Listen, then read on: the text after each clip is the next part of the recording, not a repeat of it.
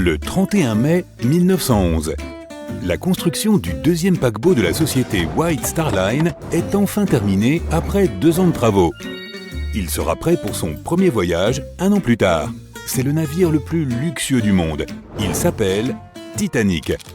Tu viens de lire les nouvelles révolutionnaires dans le Daily Herald et décides de t'offrir un voyage sur ce joyau flottant. Tu te rends au siège de la White Star Line à Londres pour t'acheter un billet. Tu obtiens le tarif le moins cher en première classe pour 30 livres sterling. Cela représenterait plus de 4 500 $ actuels. Mercredi 10 avril 1912. Le grand jour est enfin arrivé. Tu dois être à Southampton à 9h30. Les passagers de 3e classe montent les premiers à bord du navire, puis les secondes et les premières classes suivent 1 heure avant le départ du bateau. Les stewards à bord accueillent tout le monde et les conduisent à leur cabine. Maintenant, c'est à ton tour. Le majestueux navire qui se trouve devant toi est plus grand que tu ne l'imaginais. Alors que tu embarques sur le Titanic, le capitaine Edward Smith en personne te salue. Ton voyage va bientôt commencer. Lorsque le paquebot fera escale à Cherbourg et à Queenstown, il y aura plus de 2200 passagers et membres d'équipage à bord qui entameront leur voyage transatlantique. Le Titanic est prêt à appareiller et sur le pont, tu entends les klaxons alors que tu fais tes adieux aux personnes qui se trouvent en dessous. Mais quelques minutes plus tard, tu sens un mouvement de panique sur le pont.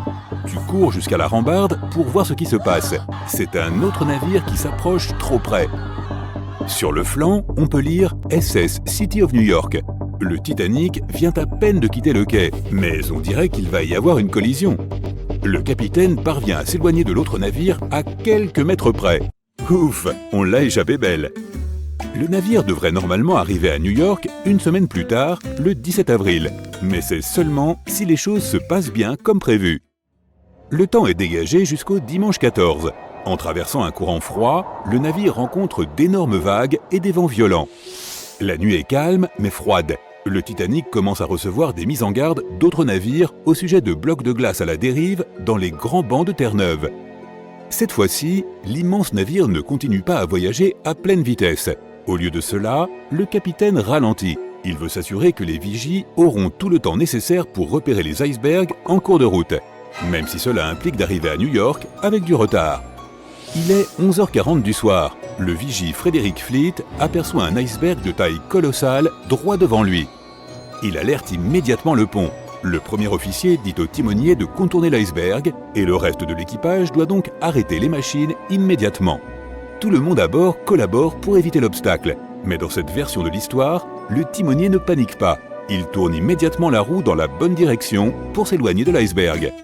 Un grand nombre de passagers ont déjà été réveillés par l'agitation et les bousculades. Certains se rendent sur le pont en chemise de nuit et en pyjama pour voir ce qui se passe.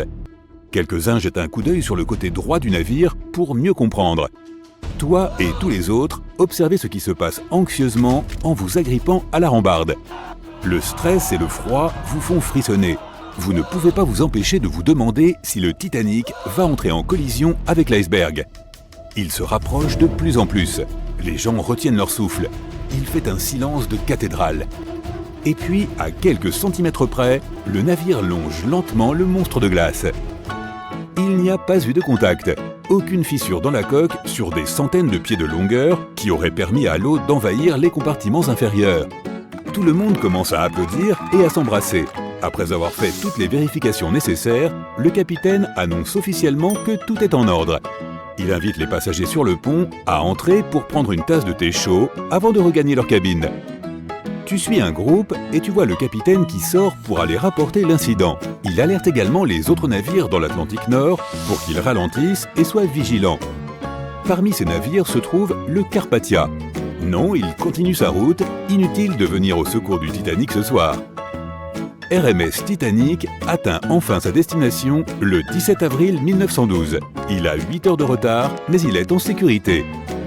Des milliers de personnes viennent sur les quais de New York pour admirer le plus luxueux navire du monde. Son premier voyage a été couronné de succès. Avant de débarquer du navire, certains passagers échangent leurs adresses pour s'écrire des lettres, comme les joueurs de tennis Richard Norris et Carl Baer. Tous deux étaient à bord du Titanic. Mais par contre, cette fois-ci, Norris n'a pas passé des heures dans les eaux froides de l'Atlantique Nord à essayer d'aider les autres passagers, risquant de perdre ses jambes à cause de l'hypothermie.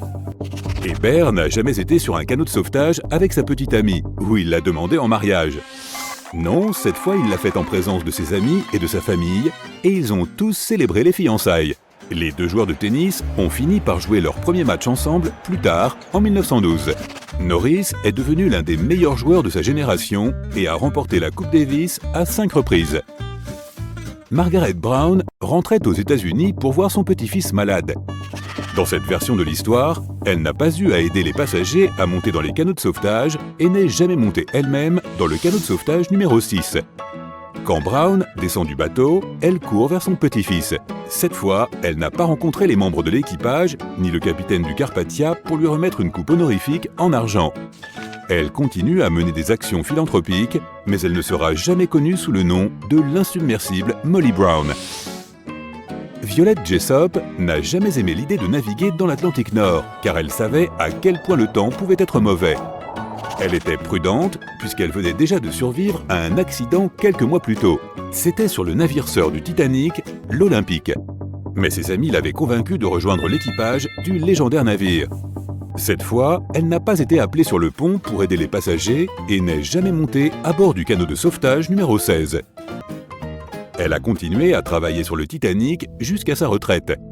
Cela signifie qu'elle n'a jamais été engagée comme infirmière sur le Britannic. Et en novembre 1915, Jessop n'a donc pas connu le 3e naufrage auquel elle aurait survécu. Le chef d'orchestre, Wallace Hartley, est parti en voyage pour établir de nouveaux contacts possibles en vue d'un futur travail. Mais il a continué à jouer pour divertir les passagers. Cette fois, il n'a pas joué de musique devant une foule en proie à la panique alors que le navire coulait. Il a survécu. Il est retourné chez sa fiancée, s'est marié et a fondé une famille. Il continue à divertir les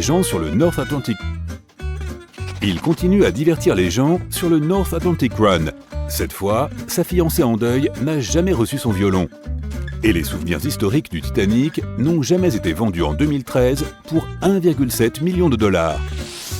Bert Main a rencontré l'amour de sa vie, Quick Baxter, à Bruxelles, alors qu'elle voyageait avec sa mère et sa sœur.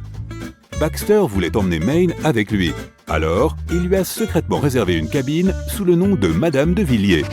Cette fois, il n'a jamais eu à guider sa famille vers un canot de sauvetage. Sa famille a rencontré sa petite amie en descendant du navire et non sur le canot de sauvetage numéro 6. Cette fois, Baxter a survécu. Il est retourné au Canada avec sa petite amie qui n'est jamais reparti seul en Europe.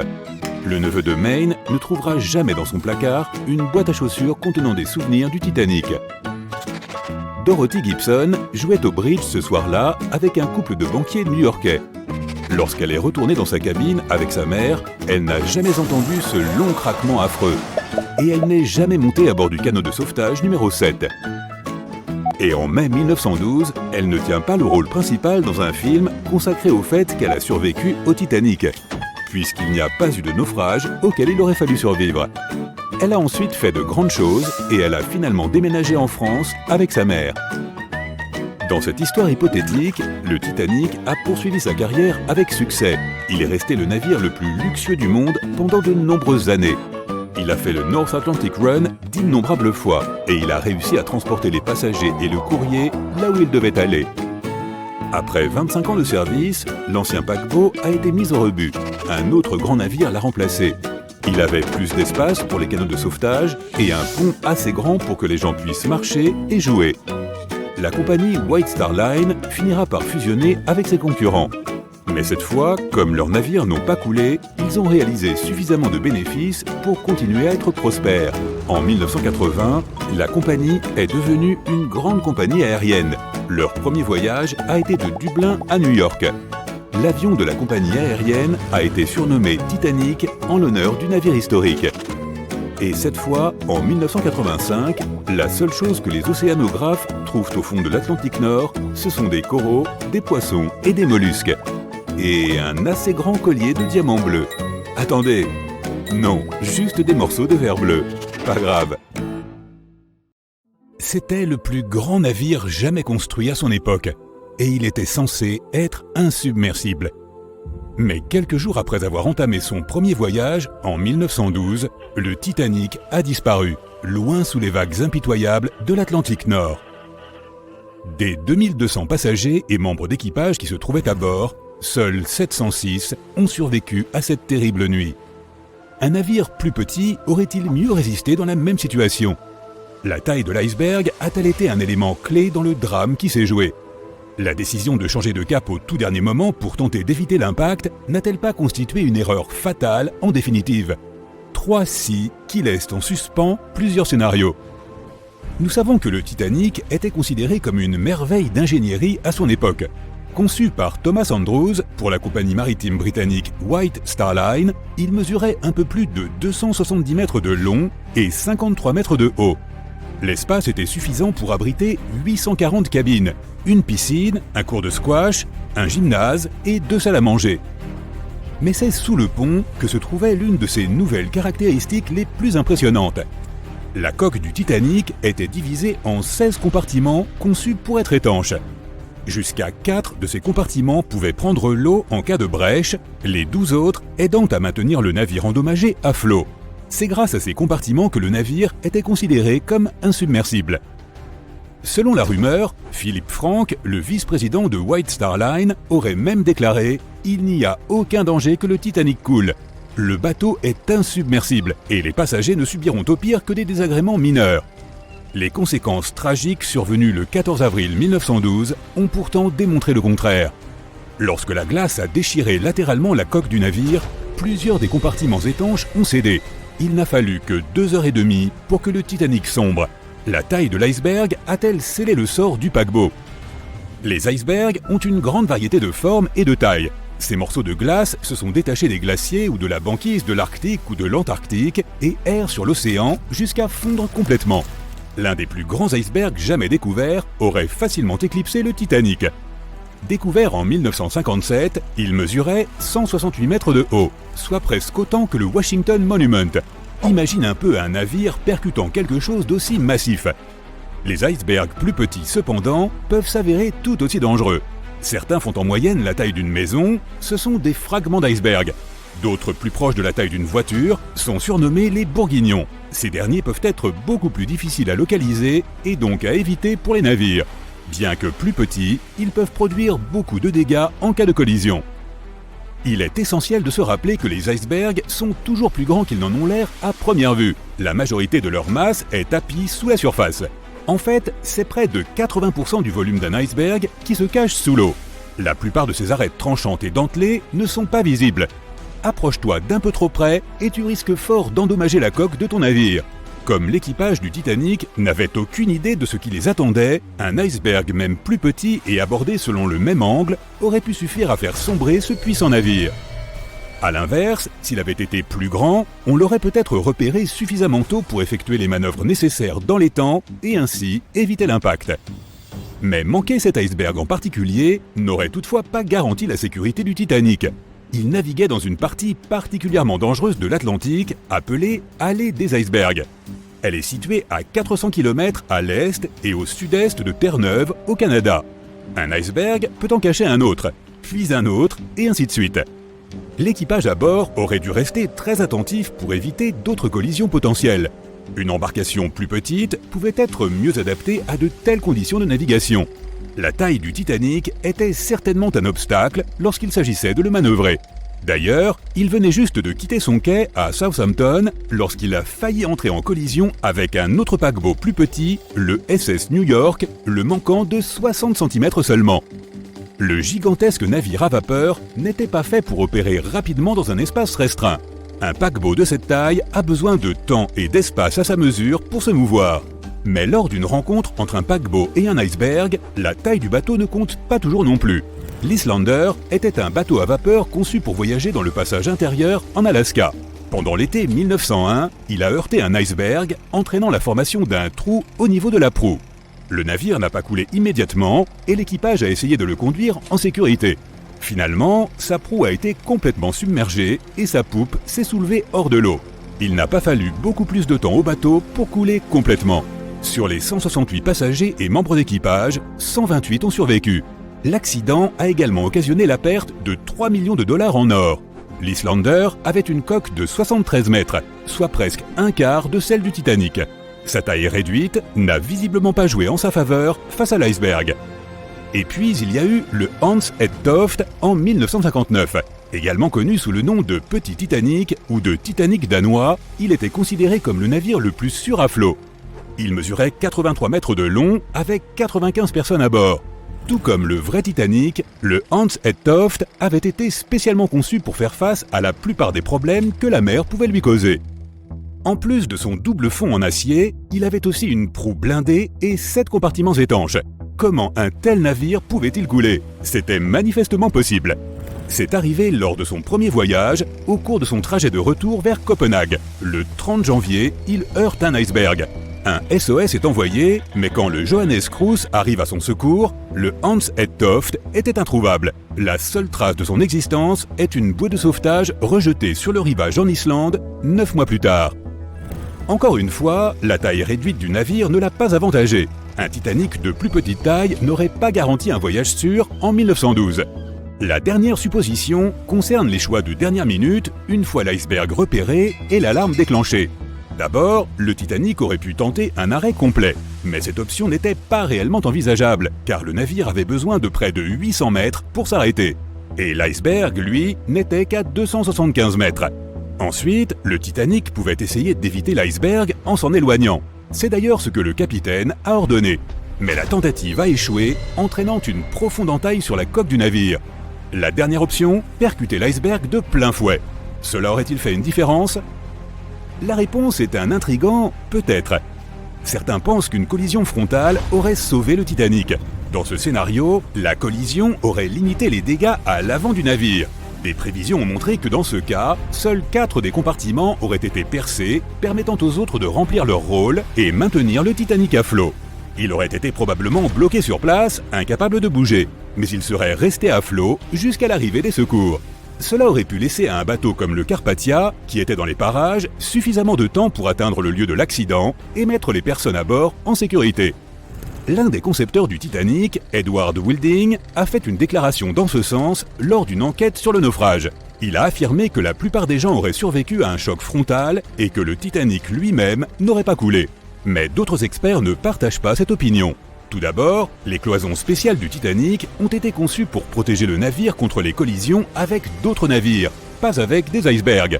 Ces compartiments se froissaient lors de l'impact, absorbant une partie de la force, et l'autre bateau accuserait le reste du choc. Même avec des dégâts importants, les cloisons restantes maintiendraient le Titanic à flot. Seulement, un iceberg n'a pas la même capacité d'absorption en cas de collision avec un paquebot.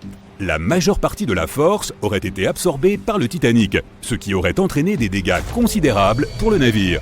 Pire encore, l'impact se serait répercuté sur toute sa longueur. Les rivets auraient sauté, les coutures se seraient déchirées, enfin, les compartiments auraient rapidement été inondés et le navire aurait coulé encore plus vite, entraînant ainsi des morts supplémentaires.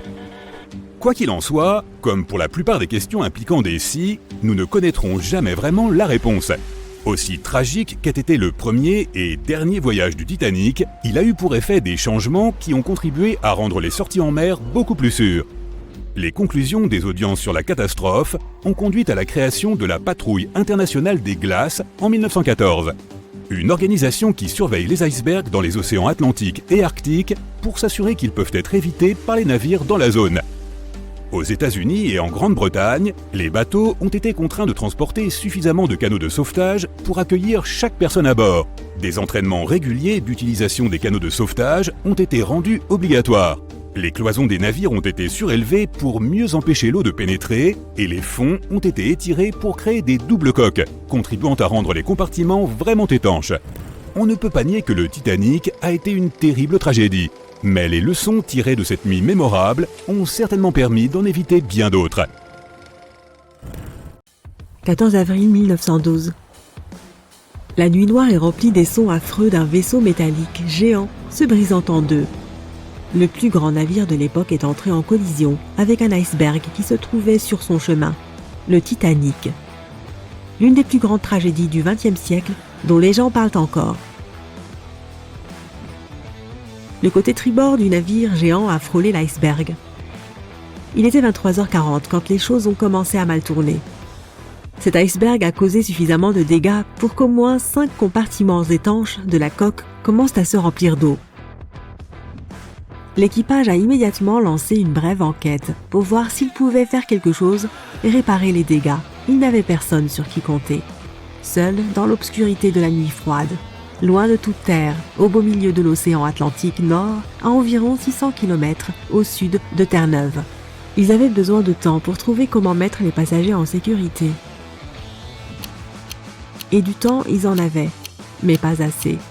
Si tu as regardé le film, tu sais que le navire n'a pas coulé immédiatement après que la rencontre avec l'iceberg se soit produite. Tout le processus a duré 2h40. Mais la situation était délicate. Il y avait 2200 personnes à prendre en charge, y compris l'équipage et les passagers, et le chaos régnait à bord. L'ingénieur en chef Thomas Andrew a vite compris qu'il ne pourrait pas rester à flot. À minuit, tout l'équipage a commencé à préparer les canons de sauvetage pour la mise à flot. Il disposait de 20 canots avec de la place pour seulement 1178 personnes, ce qui représentait à peine plus de 50% des gens à bord. L'ordre était de mettre les femmes et les enfants en sécurité les premiers. Les membres d'équipage étaient là pour ramer et guider les canots. Au cours des 2 heures suivantes, les choses ont commencé à s'intensifier progressivement. Les membres d'équipage avaient pour mission de réveiller les passagers et de les avertir que quelque chose de grave était en train de se produire. Ils voulaient les placer dans une flotte de canots de sauvetage le plus vite possible. À minuit 15, des membres de l'équipage ont envoyé un signal de détresse. Un navire à vapeur appelé le Frankfurt s'est trouvé parmi les premiers à recevoir ce message et à y répondre, mais il se trouvait à environ 274 km. D'autres navires ont également reçu le message et proposé leur aide, mais malheureusement, ils étaient trop loin. À minuit 20, le paquebot Caparcia de la compagnie Cunard a reçu un signal de détresse du Titanic et a immédiatement changé de cap. Ils étaient alors à 58 miles nautiques de distance, soit 107 km, et il leur faudrait plus de 3 heures pour arriver. 20 minutes plus tard, l'équipage descendait le premier canot de sauvetage. Il ne transportait que 27 passagers, alors qu'il y avait de la place pour 65. Beaucoup des canots de sauvetage qui ont été lancés les premiers étaient remplis bien en dessous de leur capacité. Les membres de l'équipage étaient inquiets que les grues ne puissent pas supporter le poids d'un canot de sauvetage entièrement chargé. Et puis, au début, de nombreux passagers avaient tout simplement trop peur de quitter le navire. Ils pensaient encore que le Titanic était insubmersible et ne pouvaient pas imaginer le scénario qui allait se produire 1 à 2 heures plus tard. L'équipage a tiré la première des 8 fusées de détresse, sans succès. Personne n'était assez proche pour les aider. À 1h20, ils avaient fait descendre 10 canots de sauvetage. Le 8e ne contenait que 28 personnes. L'un des passagers du 10e était la petite Milvina Dean, âgée de 9 semaines. Elle deviendrait plus tard la dernière des survivantes, ayant vécu jusqu'en 2009 et atteint l'âge canonique de 97 ans. 2 heures du matin déjà, 3 canots pliables étaient les dernières embarcations de sauvetage restantes. La proue du navire s'était enfoncée très bas et avait basculé loin sous la surface. Les gens qui ne se trouvaient pas loin pouvaient à présent clairement voir les hélices de la poupe au-dessus de l'eau.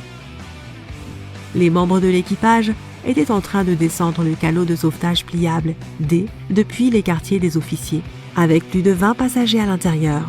Alors que la proue du navire s'enfonçait, l'eau emportait le canot A loin du pont. Ces 20 personnes se débattaient car leur embarcation était partiellement remplie d'eau.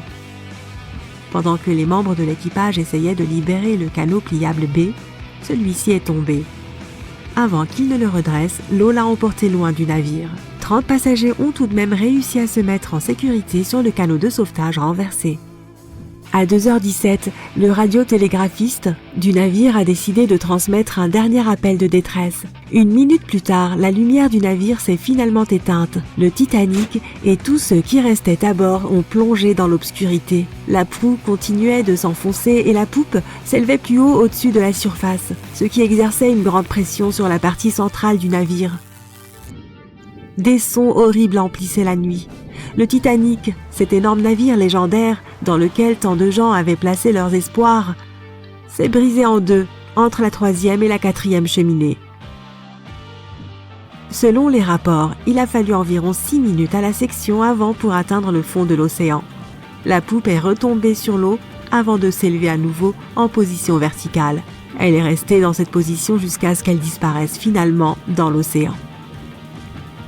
À 2h20, la poupe avait apparemment conservé de l'air à l'intérieur et la pression de l'eau l'a écrasée pendant qu'elle descendait. La poupe a atterri à environ 600 mètres de la proue. Les gens considéraient le Titanic comme le paquebot le plus rapide du monde. Ils pensaient qu'il était insubmersible, car 4 de ses compartiments pouvaient être inondés et cela ne causerait toujours pas une perte critique de flottabilité. Mais sa vie aura été problématique dès le début. Alors que le navire quittait le port, il a frôlé de quelques encablures le paquebot New York. Il a réussi à passer sans encombre, ce qui a été un énorme soulagement pour tous les passagers inquiets massés sur les ponts du navire. Le Titanic a appareillé le 10 avril. Son premier voyage consistait à traverser la route très compétitive de l'Atlantique. Le jour du lancement, le Titanic est devenu le plus grand objet mobile de l'histoire de l'humanité. 269 mètres de long, 28 mètres de large. Pas si grand si tu le compares au navire d'aujourd'hui. Le plus grand bateau de croisière au monde actuellement est le Symphony of the Sea de la Royal Caribbean, qui fait à peu près 5 fois la taille du Titanic.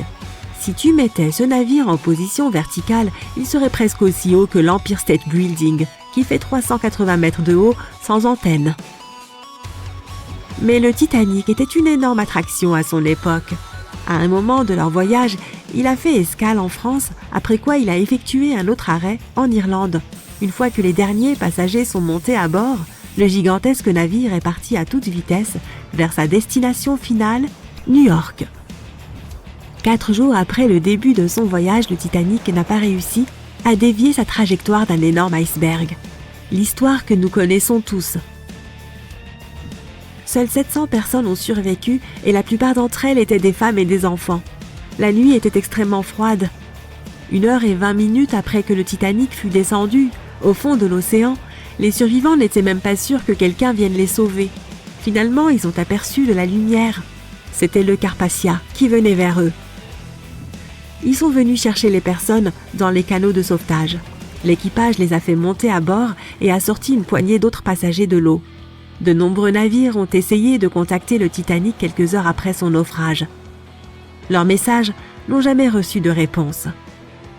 Plus tard, lorsqu'une enquête a été menée sur ce qu'il s'était réellement passé, ils ont découvert que le paquebot Californian de la compagnie Leyland se trouvait à moins de 30 km lorsque le Titanic coulait.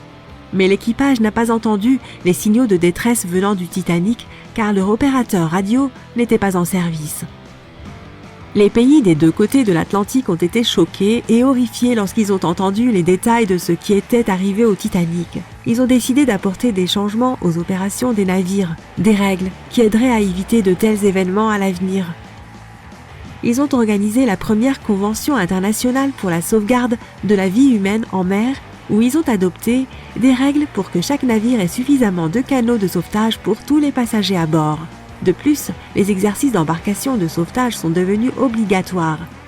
Ils ont également décidé de créer une patrouille internationale des glaces. Son rôle principal était de surveiller les icebergs dans les voies de navigation de l'Atlantique Nord. Les navires devraient également assurer une veille radio 24 heures sur 24.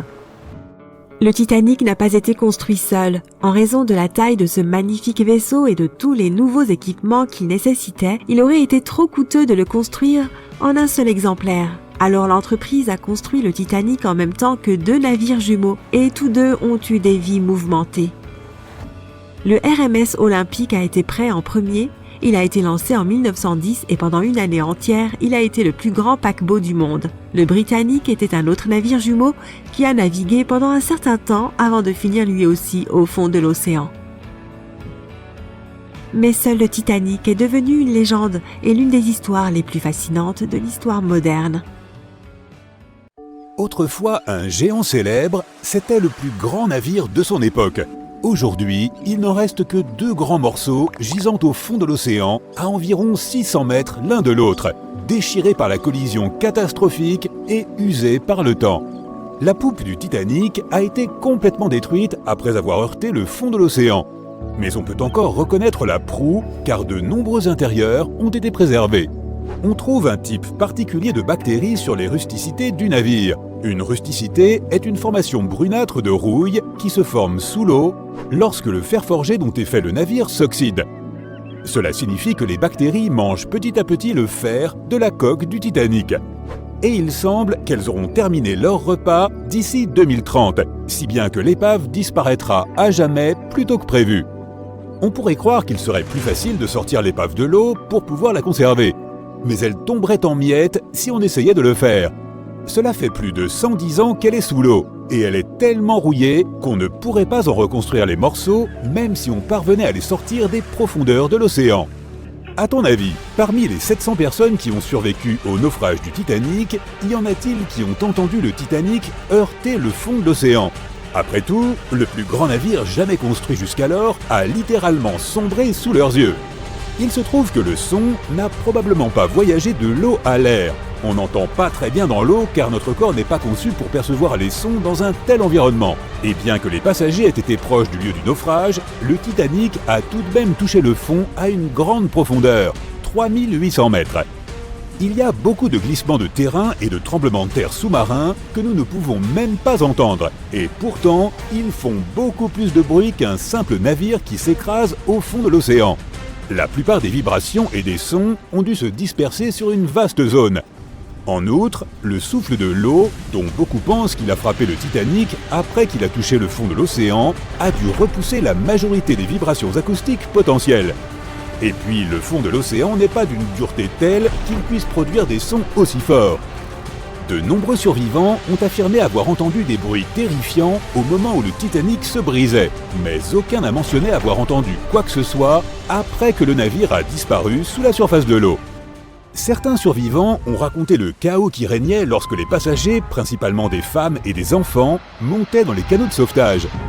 Il n'y avait pas assez de canots, et certains n'étaient même pas remplis à pleine capacité. Personne ne savait comment réagir correctement dans une telle situation.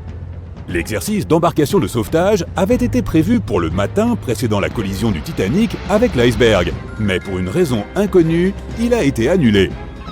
Un paquebot géant que tout le monde croit insubmersible traverse l'océan.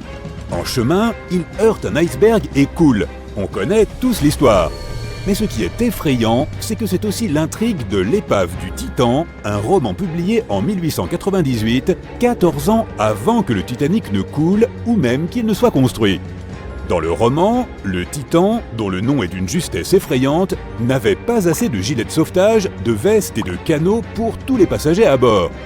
C'était aussi le plus grand navire de l'époque, d'une taille presque identique à celle du Titanic. Le Titan et le Titanic ont tous deux coulé en avril. Dorothy Gibson était une actrice américaine de films muets et l'une des passagères du Titanic. Elle a survécu à la catastrophe.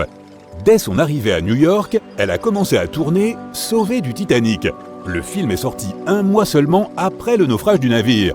Dorothy portait même les mêmes chaussures et vêtements que ceux qu'elle avait portés lorsqu'elle était sur le bateau.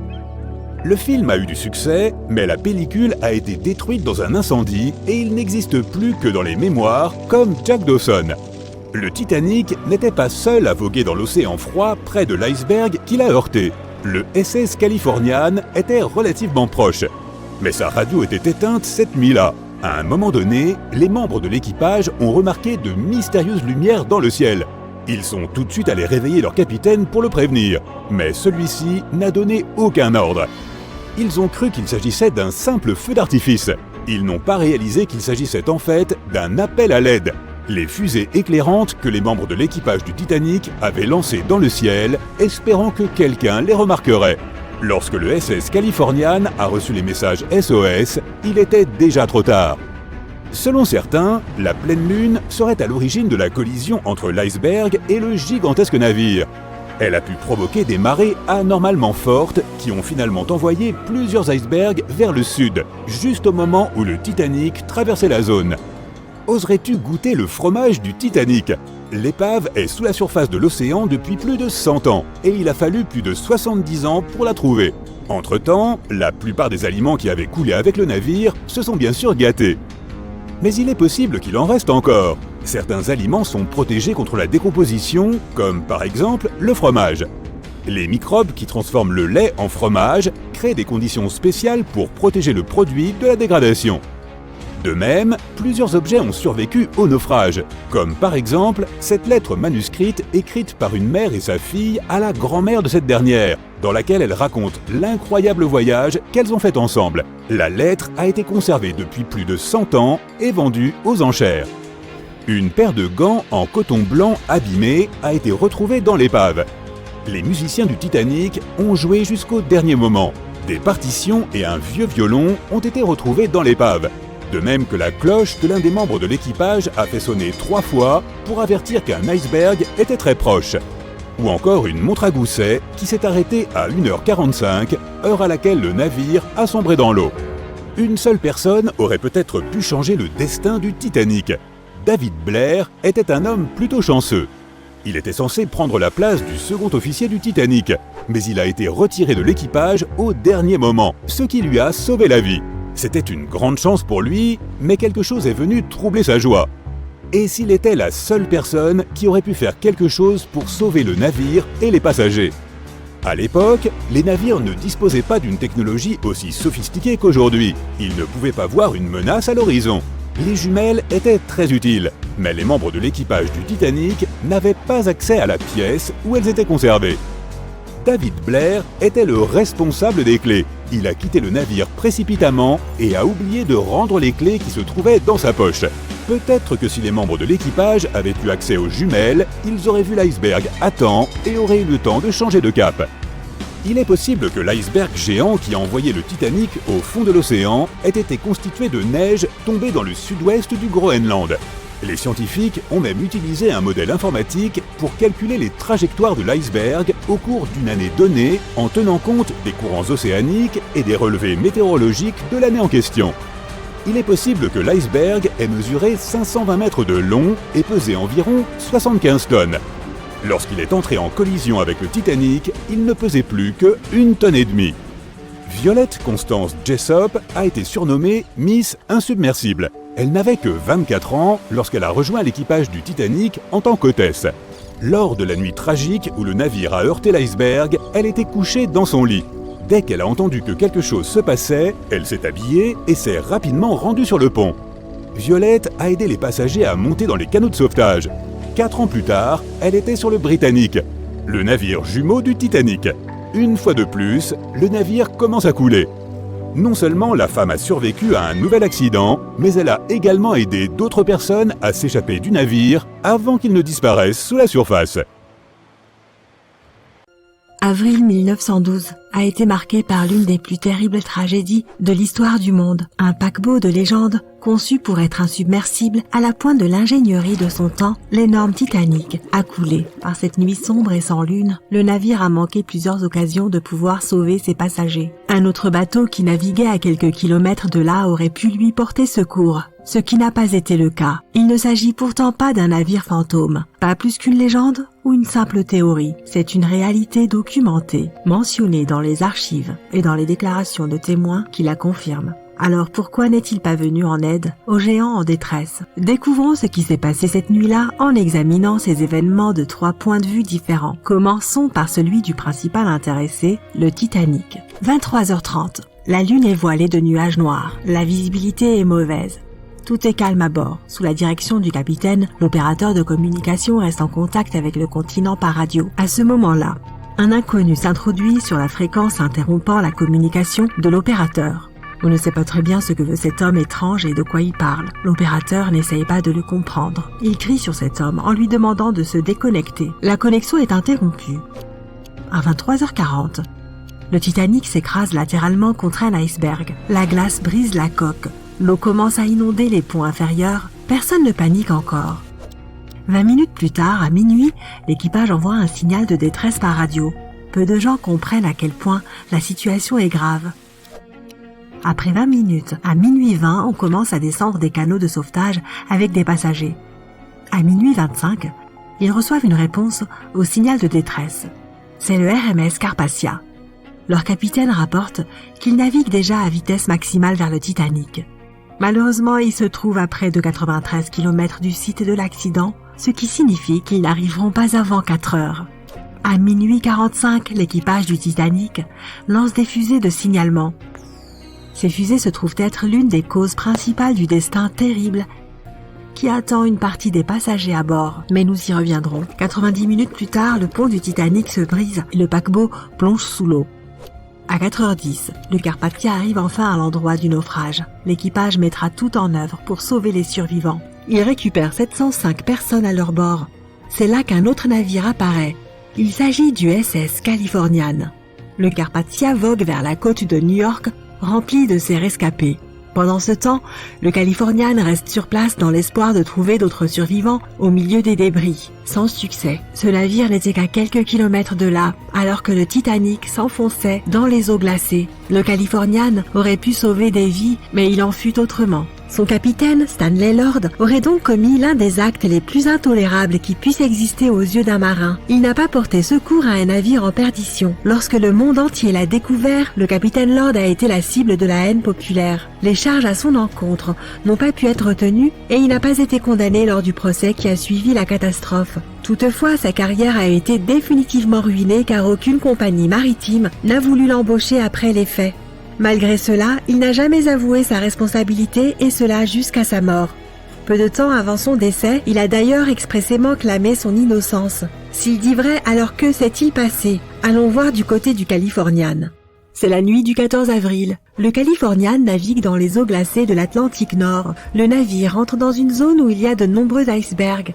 À 22h10, le capitaine Lord décide de mettre son vaisseau à l'arrêt. Il est trop dangereux de se déplacer dans cette zone car en cas d'impact, la coque risque d'être endommagée. À 23h, le Californian commence à dériver. Se déplacer dans de telles conditions est extrêmement difficile, surtout avec une si mauvaise visibilité. Le capitaine sait que le Titanic doit passer par là. Il ordonne donc à l'opérateur radio d'avertir le navire du danger. L'opérateur radio, dénommé Evans, allume l'émetteur et essaye de contacter le Titanic. Au bout d'environ 30 minutes, la connexion est enfin établie. À ce moment-là, l'opérateur radio du Titanic est en communication avec le continent. Evans interrompt la conversation et essaye d'avertir le Titanic du danger qu'il court. L'opérateur ne comprend rien à ce que dit Evans et s'agace de son irruption intempestive sur le canal radio. Il se met en colère, crie sur Evans et finit par couper la connexion.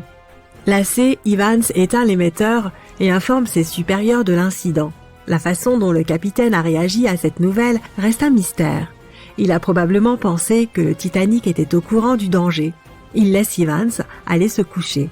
Si Evans n'avait pas éteint la radio et était resté éveillé 1 heure de plus, il aurait entendu le signal de détresse provenant du Titanic. Difficile pourtant de le blâmer dans ces circonstances. En effet, il n'a aucune raison officielle à ce stade de ne pas quitter son poste. Il est épuisé et ne pouvant pas lutter contre la somnolence, il va se coucher. Le Titanic, pendant ce temps, commence à couler. Son capitaine envoie un signal de détresse. L'opérateur à bord du Carpathia le capte, mais pas le Californian dont le récepteur est coupé. Le capitaine Lord n'arrive pas à dormir.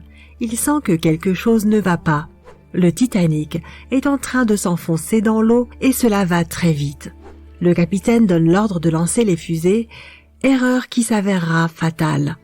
Les feux d'avertissement lancés ne sont pas rouges. Pour une raison quelconque, l'équipage a oublié de charger les fusées rouges. Le ciel s'est donc illuminé d'une lumière blanche éclatante. Cependant, pour signifier une situation de détresse, le protocole stipule qu'il faut utiliser des feux de couleur rouge. Le capitaine Lord voit ces lumières mais ne les perçoit pas comme un appel à l'aide. Il ne lui vient même pas à l'idée que ces fusées rouges que l'on trouve sur tous les bateaux pourraient venir à manquer à bord d'un navire tel que le Titanic. Et pourtant, c'est bien le cas.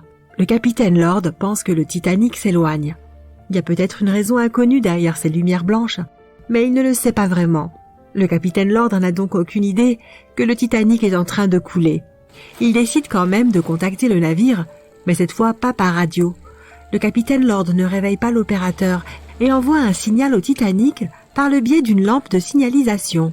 Il est important de comprendre que de nombreux marins de la vieille école ne prenaient pas la communication radio au sérieux. Ils ne saisissaient pas la valeur de cette technologie. C'est pourquoi le capitaine Lord ne réveille pas Evans. Il envoie des signaux lumineux, mais le Titanic ne répond pas. De nombreux survivants ont mentionné plus tard avoir vu les flashs de lumière en question, mais ils n'ont rien pu faire sur le moment. L'équipage du Californian n'entend pas leurs appels à l'aide. À 2h20, le Titanic s'enfonce complètement sous l'eau. Environ 2 heures plus tard, l'opérateur radio Evans se réveille et allume le récepteur. Il entend de nombreux sauveteurs parler du navire englouti. Evans comprend tout de suite ce qu'il se passe et en fait part au capitaine. Le Californian se dirige immédiatement vers le site de l'accident. Ils y trouvent le Carpathia, avec les survivants à son bord, qui se met en route vers New York. Le Californian continue à chercher des gens à qui porter secours, mais en vain.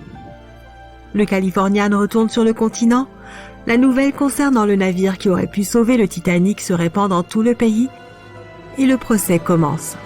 Le capitaine Stanley Lord et l'équipage racontent leur version des faits. Ils disent que leur navire s'était immobilisé. Beaucoup de gens ne les croient pas et certains des passagers survivants affirment même avoir vu le Californian passer. Malgré tout, le juge les déclare innocents.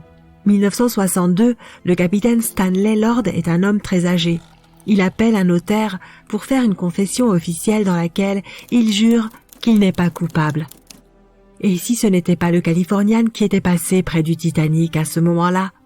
C'est là que la théorie du Samson entre en jeu. Ce navire de chasse navigue dans les eaux froides de l'Atlantique Nord. L'équipage ne dort pas. Ses membres étudient attentivement les environs, non par peur des icebergs, mais bien parce qu'ils sont terrifiés à l'idée de croiser les gardes-côtes américains. L'équipage du navire Samson chasse des phoques, ce qui est illégal. À minuit 45, le capitaine du Samson voit des fusées de signalisation blanches. L'équipe est sûre qu'il s'agit des gardes-côtes. Ils éteignent alors leur lumière et s'éloignent. Il fait nuit noire et ils ne remarquent pas le Titanic qui coule.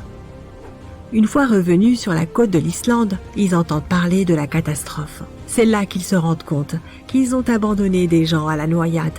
Le neveu d'un des membres de l'équipage du Samson lit cette histoire dans le journal de bord de son oncle et demande la permission de publier ses écrits. Tout le monde réalise que le capitaine Lord n'était effectivement pas coupable. Malheureusement, il n'a pas vécu pour voir la vérité triompher. En fait, il reste difficile de désigner un véritable coupable dans cette histoire. Le navire se trouvait à proximité du Titanic. Leurs capitaines étaient des hommes compétents. Ils auraient pu aider à sauver tous les passagers. Le problème est qu'ils n'ont pas pu réaliser à temps le drame qui se jouait en cette nuit sombre. Quelqu'un avait oublié les fusées rouges et ce qui semblait être un tout petit détail apparemment insignifiant a finalement eu des conséquences énormes dans cette tragédie. Le 10 avril 1912, le RMS Titanic a appareillé depuis l'Angleterre. Mais ce n'était pas le lancement d'un navire ordinaire. À l'époque, le Titanic était le plus grand paquebot jamais construit. Il mesurait 269 mètres de long, soit presque la taille de 3 terrains de football. Et de la coque au sommet des cheminées, il avait une hauteur impressionnante de 53 mètres, soit la taille d'un immeuble de 17 étages. Considéré comme insubmersible, il a fallu près de 3 ans à 3000 ouvriers pour le construire. Mais à peine 4 jours après son tout premier voyage, à 23h40, le navire est entré en collision latérale avec un iceberg et a disparu sous la surface de l'océan Atlantique. Il n'a fallu que 2 heures et 40 minutes au géant pour couler. Et sur les plus de 2200 passagers et membres d'équipage à bord, seuls 706 ont survécu. L'épave resterait perdue pendant encore 73 ans, cachant ses nombreux secrets dans les eaux glaciales de l'Antarctique. Et s'il n'y avait pas eu un homme dont la vie entière a été consacrée à l'exploration de la mer, le navire géant aurait pu rester perdu beaucoup plus longtemps. Cet homme était Robert Ballard. Enfant, il était déjà obsédé par l'océan. Cette fascination a commencé alors qu'il n'avait que 12 ans. C'est alors qu'il a regardé une adaptation cinématographique du roman de science-fiction de Jules Verne, 20 000 lieues sous les mers. Ce film avait tout pour stimuler l'imagination d'un adolescent, avec de l'aventure, des créatures étranges et un puissant véhicule sous-marin appelé le Nautilus. Il pouvait voyager partout dans le monde. À partir de ce moment, la vie sur la terre ferme n'intéressait plus Ballard. À 23 ans, il a été affecté à l'unité de submersion profonde où il a aidé à développer des techniques pour fouiller le fond de l'océan. Sa plus grande réalisation aura été la création d'Alvin, un petit sous-marin facile à manœuvrer qui pouvait transporter 3 personnes. Il était également doté d'un bras mécanique externe conçu pour recueillir des échantillons sous-marins pendant que l'équipage restait en sécurité et au sec à l'intérieur. le sous-marin Alvin s'est rapidement révélé utile pour exécuter diverses tâches. Par exemple, il a un jour été utilisé pour retrouver un avion qui s'était écrasé en mer. Mais l'embarcation a connu une série de revers. Une nuit, elle a été attaquée par un espadon, ce qui l'a forcé à devoir refaire surface rapidement. L'espadon, coincé dans la couche extérieure du sous-marin, a fait office de dîner cette nuit-là. Et en octobre 1968, le sous-marin était en train d'être abaissé lorsque les câbles qui le retenaient ont lâché, le laissant tomber dans l'eau avec 3 membres d'équipage à bord. Et comme le petit navire était encore ouvert, il s'est immédiatement rempli d'eau et a rapidement commencé à couler.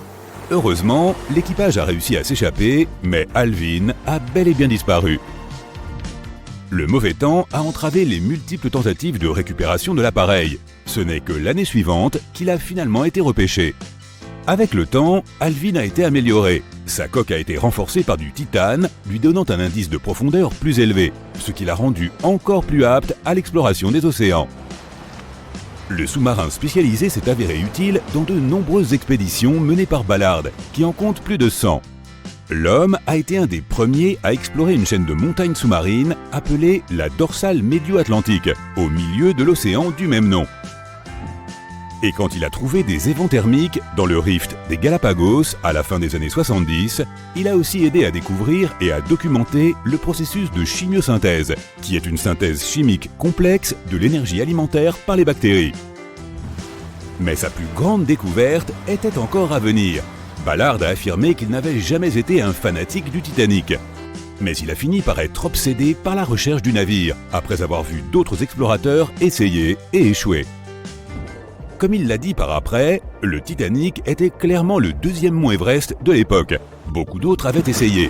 Beaucoup qui, selon moi, auraient réussi ou auraient dû réussir, mais ne l'ont pas fait. Ballard a commencé à envisager de retrouver le navire dès 1973 et 4 ans plus tard, il a concrétisé cette tentative.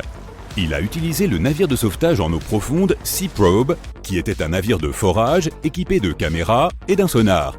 Mais il a été obligé d'abandonner lorsque le tuyau de forage s'est rompu. Ce n'était tout simplement pas son heure. Au début des années 80, un magnat du pétrole texan, nommé Jack Grimm, a essayé de retrouver l'épave à 3 occasions différentes. Une fois, Grimm était juste au-dessus du Titanic, mais son équipement n'a pas réussi à le détecter. Pas de chance.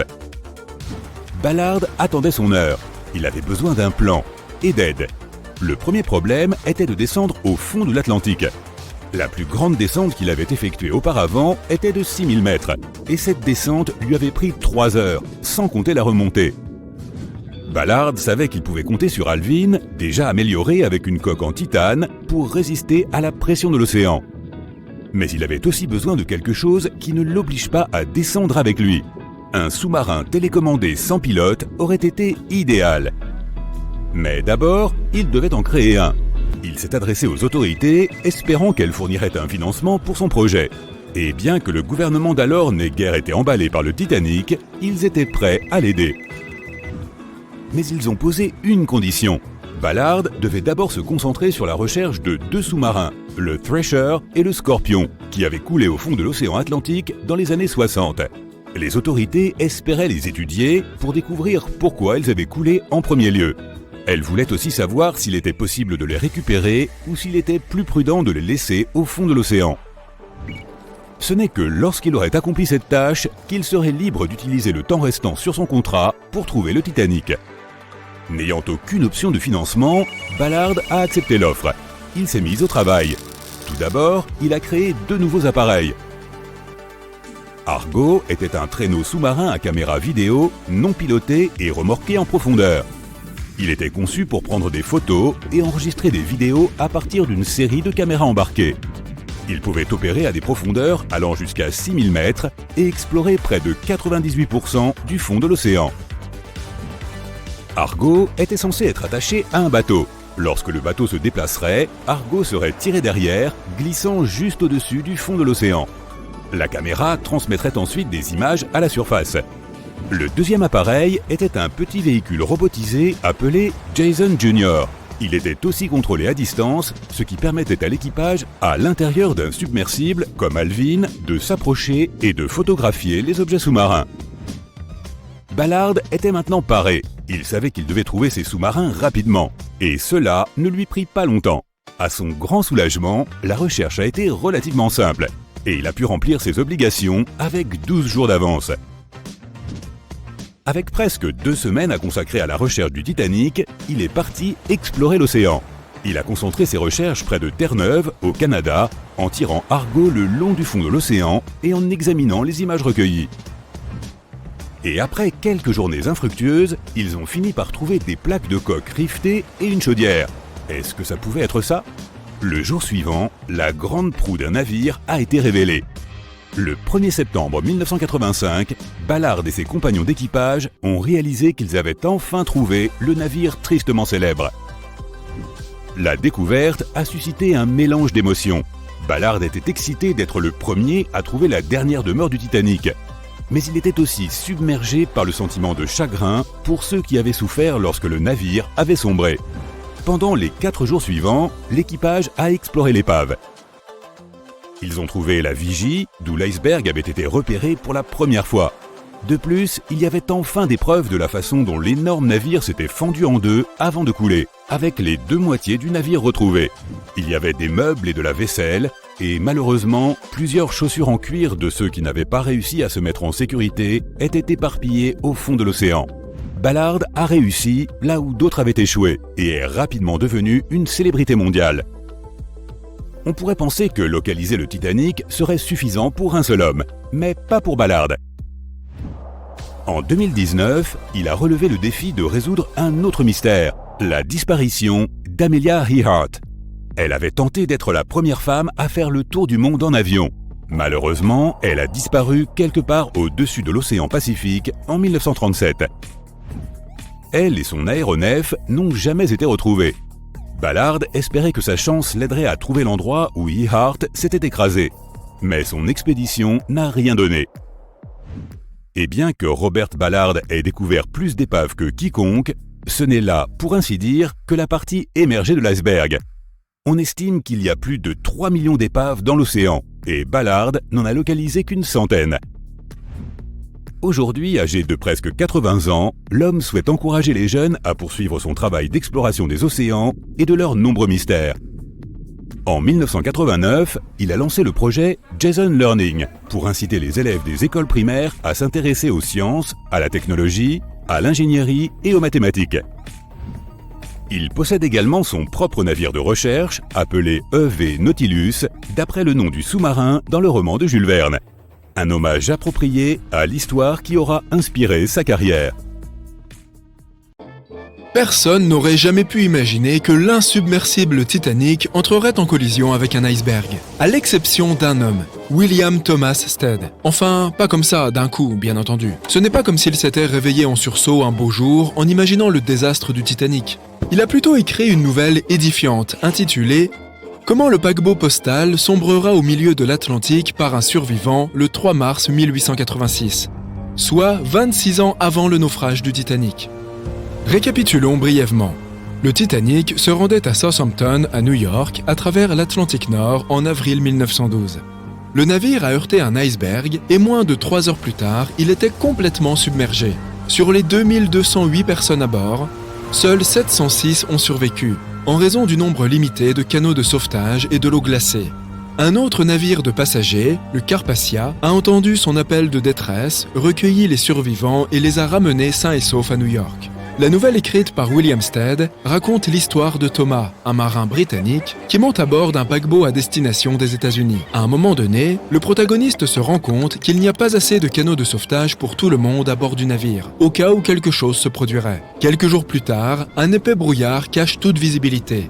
Le navire joue clairement de malchance, puisqu'il entre en collision avec un vaisseau errant, tout comme le Titanic a heurté son iceberg. Seuls 200 des 916 passagers parviennent à atteindre les États-Unis sains et saufs. Le personnage principal réussit néanmoins à survivre en sautant à l'eau et en grimpant dans l'un des canaux de sauvetage. On pourrait penser que cette histoire aurait incité tous les armateurs à ajouter des canaux de sauvetage supplémentaires sur les navires. Mais malheureusement, elle a reçu très peu d'attention lors de sa publication. Encore plus tragique, William Thomas Stead se trouvait à bord du Titanic lorsqu'il a coulé, et il n'a pas survécu. Les survivants qui avaient fait la connaissance de Stead ont mentionné que c'était un homme affable qui aimait beaucoup discuter pendant les repas. Il admirait la conception du navire et louait sa robustesse. Des témoins ont également relaté qu'il s'était montré digne d'éloges alors que le navire sombrait, en cédant son gilet de sauvetage à un autre passager. Journaliste de métier, il se rendait à New York pour une cérémonie. L'une de ses plus importantes contributions au journalisme moderne aura été l'emploi d'illustrations dans chacun de ses articles. Il a également introduit les interviews de presse qui sont encore utilisées aujourd'hui, de même que les illustrations. Mais cette histoire n'était pas le seul ouvrage à avoir prédit une telle catastrophe. Morgan Robertson était un auteur et un ancien capitaine de navire qui écrivait des nouvelles et des romans. Son œuvre la plus remarquable est Le naufrage du Titan. Elle est également connue sous le nom de Futility. Le livre a été écrit en 1898, soit 14 ans avant le Titanic. Il s'agit d'une fiction relatant l'aventure du Titan, un paquebot similaire au Titanic, qui traverse l'Atlantique Nord. Par une incroyable coïncidence, le Titan est aussi rapide que le Titanic et partage de nombreuses autres similitudes avec lui, comme sa taille ou sa conception. Le livre le décrit comme insubmersible et comme le plus grand navire à jamais fendre les mers. Et c'est aussi ce que l'on disait du Titanic. Une autre similitude étrange est le nombre limité de canaux de sauvetage dont il dispose. L'histoire se déroule en avril, et c'est à ce moment-là que le Titanic a justement commencé son voyage et heurté un iceberg. L'histoire du Titan mentionne également que presque personne ne survit à l'horrible accident. Contrairement à l'histoire de Stead, le protagoniste de Robertson emprunte un chemin différent. Le naufrage du Titan se produit quelque part au milieu du livre. Ainsi, après la catastrophe, le personnage principal poursuit sa vie. Ce livre est revenu sur le devant de la scène après le désastre du Titanic. Comment quelqu'un pouvait-il décrire avec autant de précision les événements qui se dérouleraient près de 10 ans plus tard ?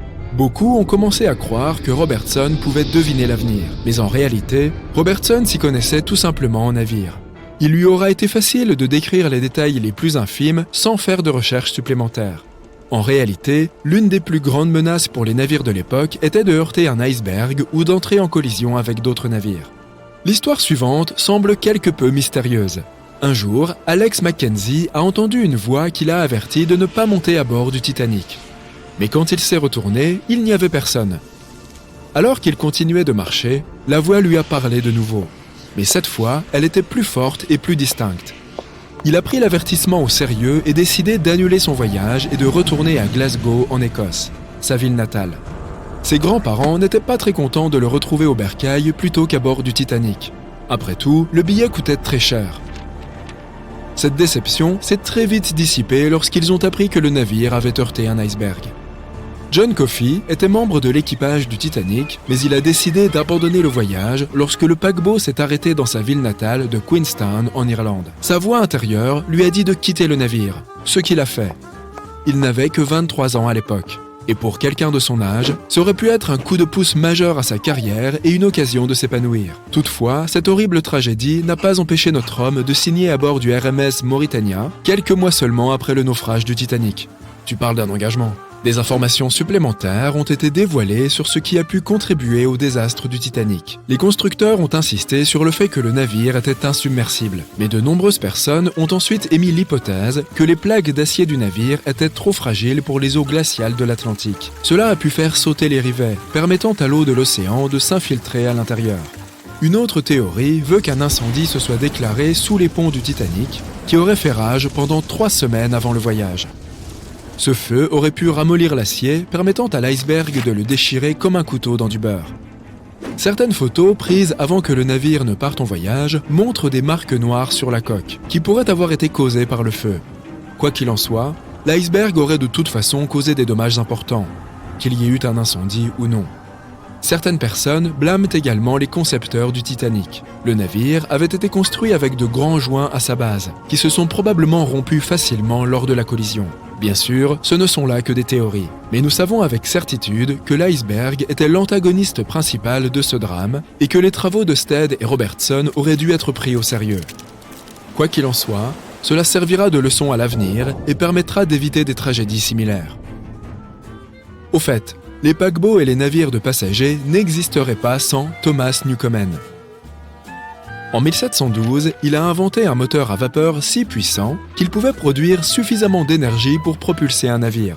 Et c'est un siècle plus tard, en 1819, que le premier bateau à vapeur a traversé l'océan Atlantique jusqu'à Liverpool au Royaume-Uni. Il ne lui aura fallu que 29 jours pour traverser l'océan. L'industrie maritime du transport de passagers a connu un essor au début des années 1900, lorsqu'il est devenu plus facile pour les gens d'émigrer en Amérique ou de partir en vacances. Au fil des décennies, l'avion a fini par supplanter les navires de passagers, car les aéronefs étaient plus rapides et plus efficaces. De nos jours, il est assez rare qu'un navire de passagers entre en collision avec quoi que ce soit en pleine mer. Les technologies modernes permettent de détecter tout ce qui pourrait constituer une menace et même de prévoir les tempêtes. De nos jours, les bateaux de croisière sont des géants comparés aux navires de l'époque du Titanic. Les navires d'aujourd'hui peuvent transporter près de 2 fois plus de passagers et disposent d'équipements dont les gens de l'époque ne pouvaient que rêver. La plupart de nos navires de croisière proposent plusieurs restaurants, plusieurs piscines et des salles de jeu où se détendre. Si vous êtes d'humeur à vous amuser, vous pouvez même assister à des spectacles. Et n'oublions pas la possibilité d'accueillir des hélicoptères. Aucune raison de s'inquiéter en cas de malaise. Des médecins de bord sont toujours là pour aider les passagers qui en ont besoin. Et ces navires ne vont que s'agrandir dans le futur. La différence entre le Titanic et un navire de croisière moderne est à peu près comparable à celle d'un Corgi et d'un Doberman. À son époque, le Titanic était le navire le plus grand et le plus avant-gardiste dont on puisse rêver. Alors, qui sait ce que l'avenir des paquebots de croisière nous réserve ? Il pourrait même finir par abriter des villes entières. Voilà qui ferait un très gros bateau. La nuit était sombre et effrayante. Quelques centaines de personnes étaient assises dans des canots de sauvetage, ne sachant ni ce qui allait se passer ensuite, ni à quoi leur vie allait ressembler. À partir de ce moment-là, tout ce qu'ils savaient, c'est que le navire géant sur lequel ils naviguaient quelques heures plus tôt avait disparu sous leurs yeux. Ils étaient seuls et attendaient de l'aide. Quelqu'un allait-il venir ? Ils ne savaient pas si les autres navires, qui voyaient relativement près d'eux, avaient entendu leur appel à l'aide. Il n'y avait rien d'autre à faire qu'attendre. Le Titanic, un iceberg et la nuit du 14 avril 1912. C'est l'un des récits les plus célèbres de l'histoire moderne dont tout le monde parle encore aujourd'hui, plus de 100 ans après. Les 16 canots de sauvetage embarqués à bord ne pouvaient accueillir qu'un peu plus de 50% du nombre total de passagers. Et beaucoup d'entre eux étaient encore à moitié vides. Dans l'un d'eux, il y avait une fille de 2 mois, Milvina Dean. C'était la plus jeune passagère à bord du navire géant. Ses parents avaient décidé de quitter l'Angleterre car ils rêvaient d'une vie meilleure aux États-Unis. Son père avait de la famille au Kansas et il espérait qu'ils pourraient y créer leur propre entreprise. La famille Dean n'avait pas vraiment choisi d'être à bord de ce paquebot géant légendaire, mais à cause d'une grève du charbon, ils avaient été transférés là de sorte qu'ils ont embarqué à Southampton comme passagers de 3e classe. Le père de Milvina a ressenti quelque chose lorsque le navire a heurté l'iceberg pendant cette nuit froide et apparemment paisible. Il est immédiatement monté pour enquêter. Quand il a vu que les gens paniquaient et que les membres de l'équipage donnaient des avertissements sur le danger réel de la situation, il s'est précipité dans la cabine pour trouver sa femme. Il lui a dit d'habiller les enfants et de monter rapidement sur le pont. Les membres de l'équipage ont donné l'ordre de préparer les canots de sauvetage et de commencer à y transférer les femmes et les enfants en premier. C'était une chance pour au moins quelques membres de la famille de se mettre en sécurité. Milvina, sa mère et son frère sont montés dans le canot de sauvetage numéro 10. Ils ont été parmi les premiers à quitter le paquebot. Sur les 706 membres d'équipage et passagers qui ont réussi à s'échapper du navire en train de couler. Plus tard, un paquebot du nom de Carpathia a entendu leur appel à l'aide et est venu chercher les passagers, puis les a emmenés à New York. Malheureusement, son père était resté derrière eux et n'a pas réussi à se sauver. Milvina a grandi dans la petite ville d'Ashhurst, en Angleterre, qui n'était pas très loin de l'endroit où elle avait embarqué sur le Titanic. Elle a passé sa vie à travailler comme secrétaire et assistante dans de petites entreprises de Southampton. Elle ne s'est jamais mariée. Milvina disait toujours qu'elle ne parlait jamais de toute l'histoire du Titanic, parce qu'elle ne se souvenait de rien et qu'elle ne voulait pas que les gens pensent qu'elle attirait l'attention sur elle. En 1985, une équipe franco-américaine s'est rassemblée et a localisé l'épave du Titanic. Elle se trouvait à environ 600 km à l'est de Mistaken Point, à Terre-Neuve, à plus de 3000 mètres de profondeur. C'est alors qu'ils ont confirmé que le navire s'était fendu en deux. Pendant des décennies, les gens avaient cru que le navire avait coulé en un seul bloc. Ils pensaient que les seuls dégâts importants étaient ceux subis par la coque lors de son contact avec l'iceberg. En réalité, il s'est brisé en deux entre sa 3e et sa 4e cheminée. Cela s'est produit peu de temps avant que le navire ne disparaisse sous la surface de l'eau et à partir du moment où ils ont heurté l'iceberg. Tout le processus n'aura duré qu'environ 2h40. Les gens n'accordaient pas tant d'attention au Titanic jusqu'à ce que cette équipe de chercheurs en découvre l'épave. Au cours des dernières années de sa vie, Milvina a vendu certains des biens de sa famille aux enchères afin de payer son séjour dans une maison de retraite. Les objets qu'elle a vendus comprenaient également une valise remplie de vêtements que sa famille avait reçus à leur arrivée aux États-Unis et des lettres d'indemnisation que sa mère avait reçues du Titanic Relief Fund. Ces lettres d'indemnisation décrivaient l'aide financière que recevraient certains passagers qui avaient survécu à la perte de leurs proches. Milvina aura vécu jusqu'à l'âge de 97 ans avant d'attraper une pneumonie. Elle était la plus jeune des 705 personnes qui ont survécu à l'événement. Le Titanic était le plus grand navire du monde. Comme il était si grand, certains pensaient que le navire aurait dû avoir 4 cheminées d'échappement. Mais Thomas Andrews, l'homme qui avait conçu le navire, pensait que seules 3 étaient nécessaires. Le Titanic avait donc une cheminée purement décorative. 2200 personnes étaient à bord lorsque le navire a coulé. Il y avait 908 membres d'équipage et le nombre maximum de passagers était de 3500.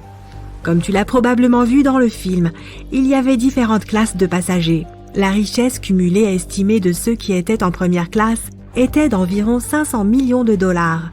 Et les chercheurs ont estimé que des objets d'une valeur de 6 millions de dollars ont coulé au fond de l'océan avec le navire. La première classe était un lieu de grand luxe. Il s'y trouvait 4 restaurants, 2 bibliothèques, 2 salons de coiffure, des salons de lecture et une chambre noire pour la photographie. Il y avait aussi une piscine chauffée, mais seuls les passagers de première classe pouvaient l'utiliser, au prix exorbitant d'1 shilling. Le navire disposait aussi de bains turcs et d'équipements électriques et les passagers pouvaient les utiliser pour 4 shillings. Le coût de la construction de ce géant massif aura été de 7,5 millions de dollars, mais c'était en 1912. Aujourd'hui, cela représenterait environ 200 millions de dollars. Les billets de première classe coûtaient 2560 dollars à l'époque, ce qui équivaut à 61 000 dollars d'aujourd'hui. Qu'obtenais-tu dans ces cabines coûteuses ? Un salon, 2 chambres, 2 vestiaires et une salle de bain. Et serais-tu prêt à débourser autant d'argent pour ce luxe aujourd'hui ? Les équipes de chercheurs n'ont toujours pas exploré de nombreuses zones du Titanic et il est encore difficile d'y accéder avec des véhicules sous-marins. Un exercice de canot de sauvetage était prévu le jour même où le Titanic a coulé, mais il a été annulé pour une raison inconnue. L'équipage n'avait fait qu'un seul exercice d'embarcation de sauvetage, et c'était lorsque le navire était encore à quai. Mais même si les membres de l'équipage avaient été correctement formés et que chaque canot de sauvetage avait été rempli, la capacité n'aurait toujours pas été suffisante pour sauver chaque passager. Le Titanic était le plus gros objet mobile du monde à l'époque. Le 31 mai 1911, son immense coque a été descendu des cales sèches et s'est retrouvé sur le fleuve Lagan à Belfast. Plus de 100 000 personnes étaient présentes pour assister au lancement, qui a duré un peu plus d'1 minute et s'est déroulé sans problème. La coque a immédiatement été remorquée vers un dock d'aménagement immense. Des milliers d'ouvriers y ont passé la majeure partie de l'année suivante à travailler dur, à construire les ponts et à aménager tous ces intérieurs luxueux qui ont donné au Titanic son aspect si unique. Ils ont aussi installé les 29 chaudières géantes qui allaient alimenter les 2 principales machines à vapeur du navire. Tout cela pour revendiquer le titre d'insubmersible. Le navire avait plus d'un seul défaut fatal. Tu as peut-être entendu parler d'un de ses défauts de conception. Les cloisons étanches n'étaient pas complètement scellées sur le dessus. Cela permettait à l'eau de passer d'un compartiment à l'autre, ce qui a fini par couler le paquebot. Mais le Titanic avait d'autres avaries. La forte teneur en soufre, les températures froides et les vitesses élevées ont largement affecté l'acier de la coque du navire et le fer de ses rivets. L'acier s'est brisé tandis que les rivets se sont détachés plutôt aisément. C'est la raison pour laquelle le Titanic a coulé 24 fois plus vite que ce à quoi on aurait pu s'attendre. Il existe de nombreuses théories sur ce qui a réellement conduit au naufrage d'un tel géant. L'une d'entre elles affirme qu'une pleine lune survenue quelques mois auparavant aurait pu être l'une des raisons. Elle a peut-être créé des marées très fortes qui ont envoyé une flottille d'icebergs vers le sud, pile au moment du voyage inaugural du Titanic. Selon les recherches, une illusion d'optique a empêché le navire d'obtenir de l'aide. Un célèbre historien britannique, Tim Maltin, pense que l'atmosphère de la nuit du naufrage a créé des conditions spécifiques qui ont rendu très difficile pour les membres de l'équipage de repérer les icebergs. Elles ont provoqué ce qu'on appelle une super-réfraction. Cette courbure extraordinaire de la lumière provoque des mirages, et plusieurs navires dans la zone l'ont enregistré.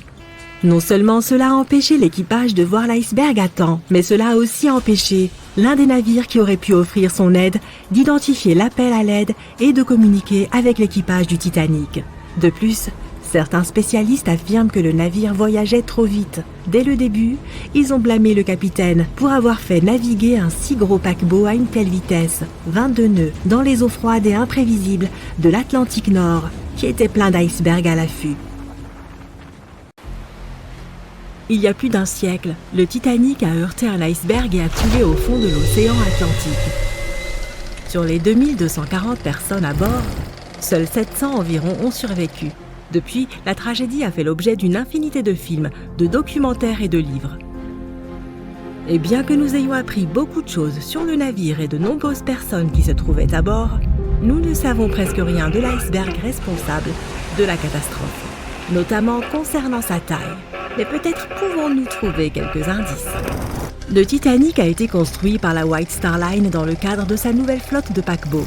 À l'époque, c'était le plus grand navire jamais construit, et il méritait amplement son nom.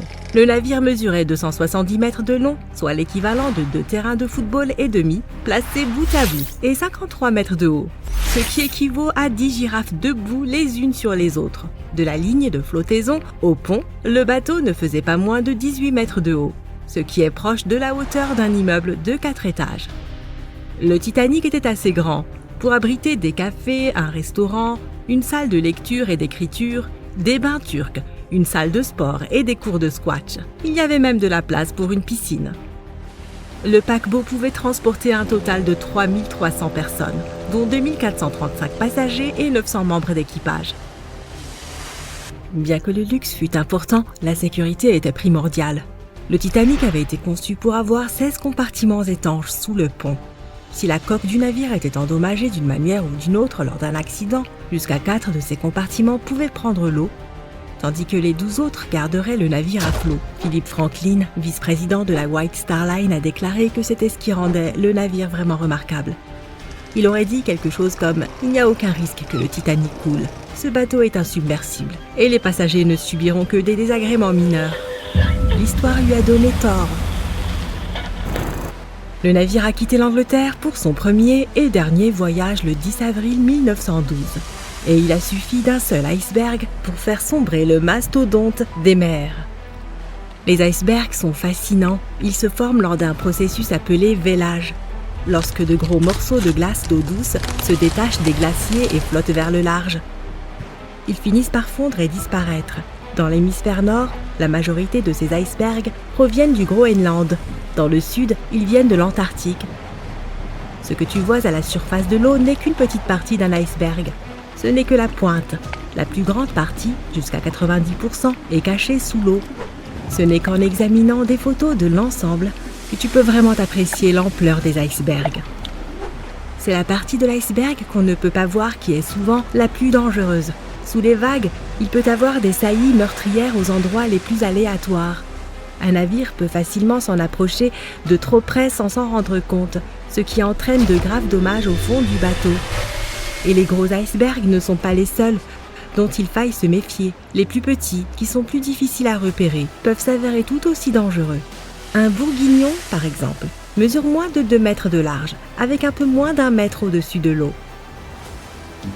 Et un fragment d'iceberg, légèrement plus grand, mesure moins de 5 mètres. Les dangers des icebergs étaient bien connus lorsque le Titanic a pris la mer.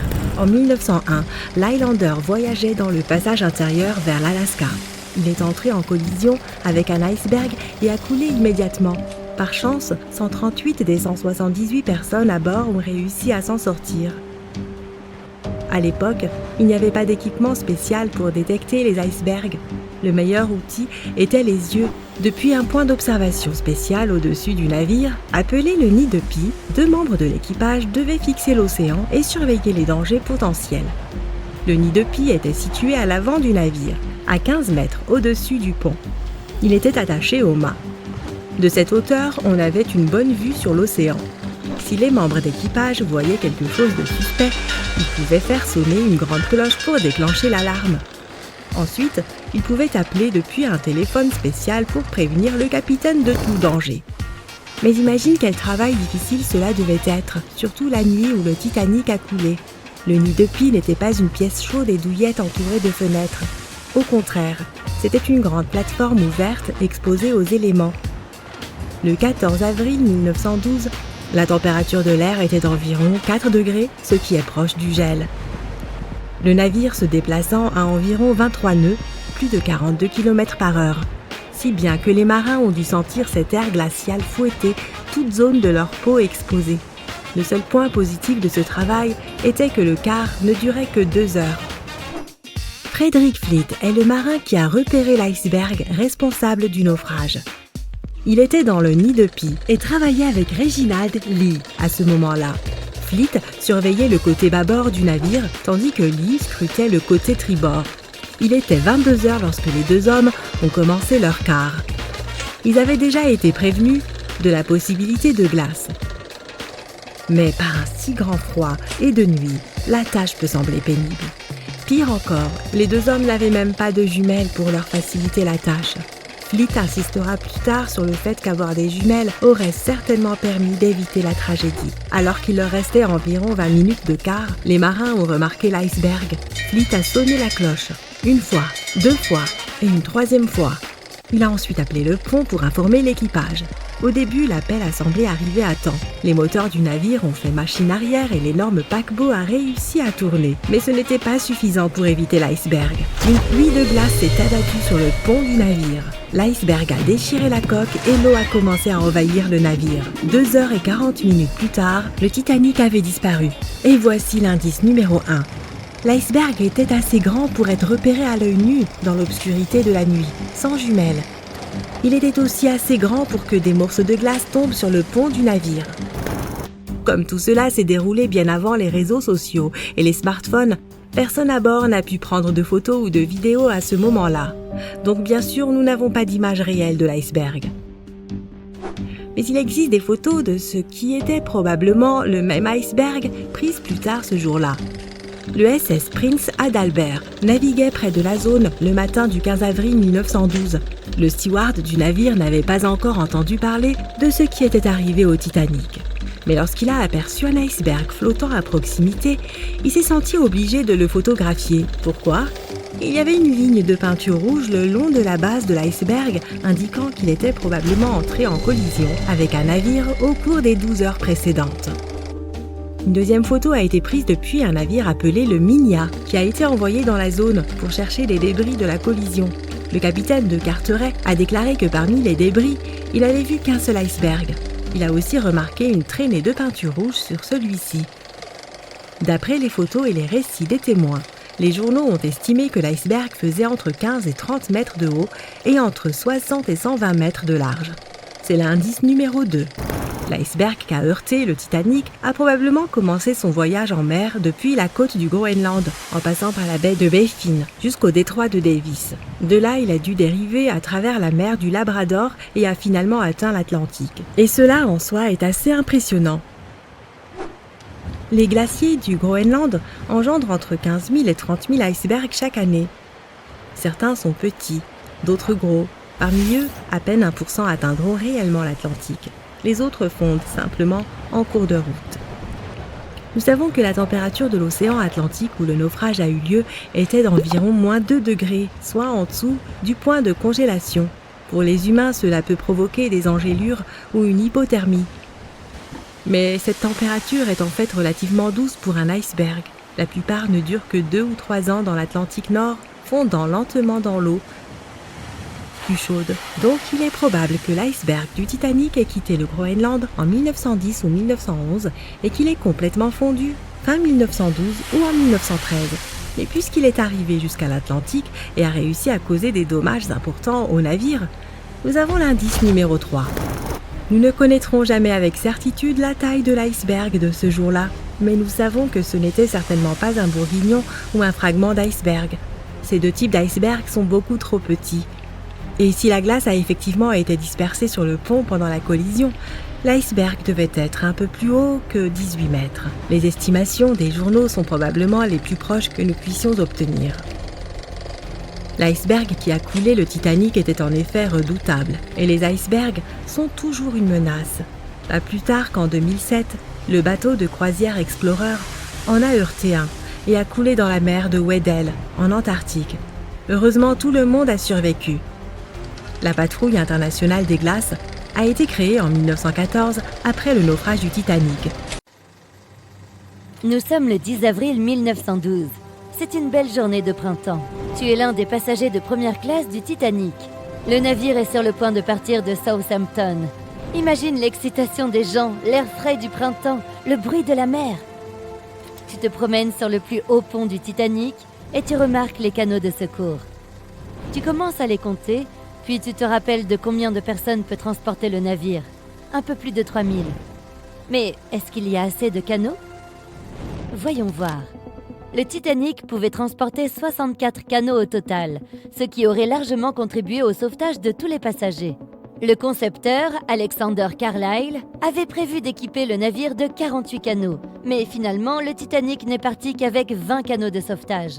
À l'époque, il n'y avait rien d'illégal à ce que le nombre de canaux de sauvetage ne corresponde pas au nombre de passagers. En effet, le nombre de canaux était déterminé en fonction du poids d'un navire et non par rapport à sa capacité en passagers.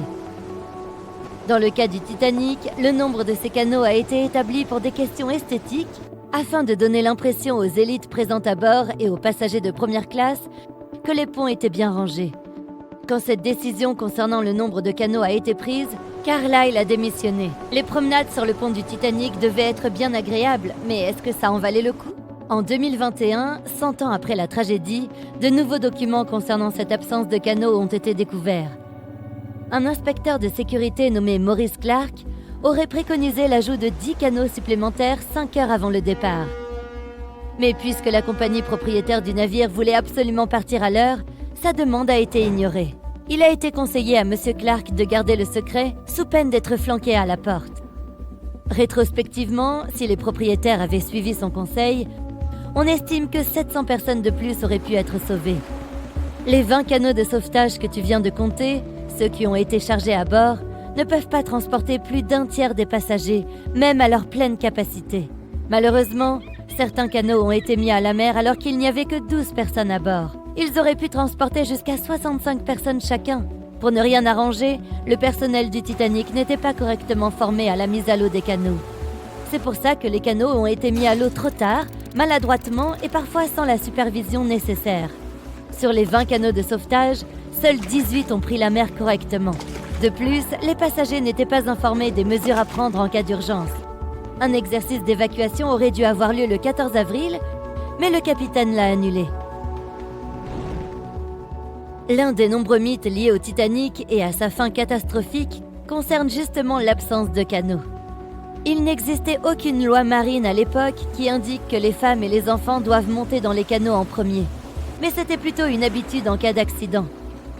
Les rumeurs ont commencé à circuler peu après le naufrage du Titanic dans les eaux glacées de l'Atlantique. On a raconté que des hommes désespérés se sont déguisés en femmes dans ces dernières minutes, peu avant minuit, ce 14 avril 1912. Ils voulaient obtenir une place sur les canaux et sauver leur peau. Il n'y a cependant aucune preuve que des passagers du Titanic aient recouru à un tel subterfuge. D'ailleurs, que sont devenus ces 20 canaux quand le navire a heurté l'iceberg? Ce que l'on sait, c'est que tous les canaux ont été mis à l'eau entre minuit 40 et 2h15 du matin, et il y avait au total 718 personnes à bord. Lorsqu'elles ont été secourues par le RMS Carpathia vers 4h, seules 705 personnes étaient encore en vie. L'équipage du RMS Carpathia a mis plus de 4h30 pour repêcher tous les passagers et 13 canaux de sauvetage. Le Carpathia ne pouvait pas en embarquer plus. Le reste des canaux sans passagers a été laissé à la dérive. Les canaux récupérés ont été rendus à la White Star Line, la compagnie maritime britannique qui exploitait le Titanic.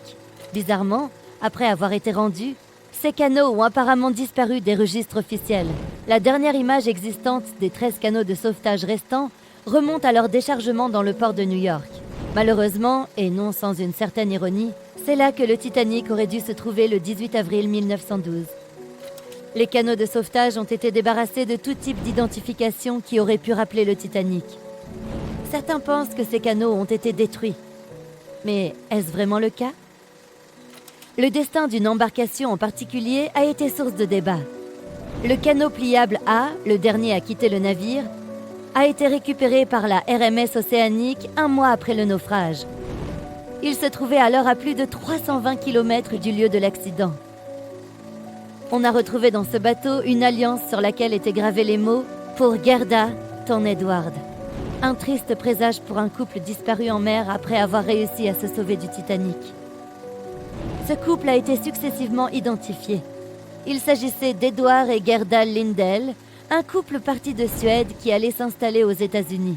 Selon certains témoignages, M. Lindell aurait réussi à monter dans le canot pliable A, mais pas sa femme. Aucun des deux n'a été retrouvé et l'alliance a été renvoyée au père de Gerda. La découverte du canot pliable A a été documentée par des photos prises par l'équipage du RMS Océanique et par un compte-rendu détaillé écrit à la main par un passager. Tous les témoins racontent que le bateau ressemblait plus à un morceau de bois porté par les vagues qu'à une embarcation. Le premier canot du Titanic mis à la mer était le canot 7. Il a été surnommé le canot millionnaire. On raconte que les 12 passagers à bord auraient soudoyé l'équipage pour que le canot soit tout de suite mis en sécurité, empêchant ainsi que d'autres passagers y montent. En 2015, certains objets découverts à bord de ce canot, comme le menu du déjeuner, un billet et une lettre d'un des passagers, ont été mis aux enchères par un commissaire-priseur de New York. Peu après la catastrophe du Titanic, tous les navires ont reçu l'obligation d'avoir assez de canots de sauvetage pour tous les passagers et l'équipage. Il est probable que les canots du Titanic aient en fait été remis en état et réaffrétés sur d'autres navires, tels que le RMS Olympique, la grande sœur du Titanic. Il se peut aussi que certains aient été vendus à des collections privées ou simplement abandonnés dans un coin. Après tout, ils étaient considérés comme des porte-malheurs et la plupart des équipages n'en voulaient pas sur leur navire. Malheureusement, il est difficile d'obtenir des informations précises sur leur compte aujourd'hui. Les propriétaires des embarcations n'ont livré aucune déclaration après le sauvetage. Il semblerait qu'aucun élément originel de ces canots ne soit parvenu jusqu'à nous, mais les musées de Falmouth en Angleterre et de Belfast en Irlande du Nord en conservent des reproductions en taille réelle. Un canot de la White Star Line a été retrouvé, mais il ne faisait pas partie des canots du Titanic. Il avait pourtant un lien avec eux. Ce canot est le canot 6 du RMS Océanique, avec lequel on a repêché le bateau pliable C du Titanic. Il appartenait à une collection privée. Tout comme les canots du Titanic, personne ne sait où ils se trouvent aujourd'hui. En ce qui concerne les plaques et les signes d'identification des canots, il semblerait que la White Star Line les ait conservés. Certains de ces objets ont été vendus aux enchères et achetés par des collectionneurs. On dit que Rick Springfield posséderait l'une de ces plaques. Une plaque d'identification en particulier avait déjà disparu quand les employés de la White Star Line ont secouru les canots. Il s'agit de la plaque du canot 8 qui avait été récupérée par un marin du nom de Thomas Jones. Plus tard, il l'a offerte à une autre survivante du Titanic, la comtesse de Rhodes, avec une lettre faisant gage du lien qui les unissait depuis la nuit du naufrage. D'autres objets semblables sont conservés dans des différents musées, comme le Larne Museum and Art Center en Irlande du Nord ou le Worcester City Art Gallery and Museum. Pour être honnête, certains experts considèrent que même s'il y avait eu plus de canots de sauvetage à bord du Titanic, il n'y aurait peut-être pas eu assez de temps pour tous les mettre à l'eau. L'impact a été vraiment très fort. Plusieurs chercheurs ont montré que tout s'est passé si vite après la collision avec cet iceberg qu'il est assez incroyable qu'autant de personnes en aient réchappé. T'es-tu déjà demandé ce qu'il reste du Titanic de nos jours? Si tu ne vis pas dans une grotte, tu sais probablement que cela fait plus de 100 ans que le navire, le plus célèbre du monde, est devenu une épave. Le RMS Titanic, le plus grand paquebot du monde au début des années 1900, a coulé lors de son voyage inaugural, quelques jours seulement après avoir quitté le port. Le navire a heurté un iceberg le 14 avril 1912, emportant plus de 1500 passagers sur les plus de 2200 qui se trouvaient à bord du navire à ce moment-là. Même si cela peut paraître choquant.